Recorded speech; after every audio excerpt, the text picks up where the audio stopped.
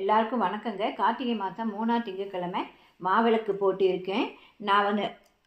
நான் பிரம்ம முகூர்த்த வேலையில் விளக்கேற்றிட்டு இருக்கிறதுனால அப்போவே மாவிளக்கு ஏற்றிட்டேங்க. நீங்கள் அப்புறம் கூட ஏற்றிக்கலாம். இது நாம் நினச்ச காரியம் எந்த தடங்களும் இல்லாமல் நல்லபடியாக நடக்க குலதெய்வத்தை வேண்டி கோவிலில் போடுவாங்க. கார்த்திகை மாதம் ஈஸ்வரனுக்கு உகந்தது எங்கள் குலதெய்வம் நஞ்சுண்டேஸ்வரர். அவரை வேண்டி போட்டிருக்கேன். குலதெய்வ கோவிலில் போடுறது இன்னும் விசேஷங்க. இந்த விளக்கு குளிர்விக்கக்கூடாது, தானாக குளிரணும். அதை நம்ம சுவாமி மலையேறிட்டாங்க அப்படின்னு சொல்லுவாங்க.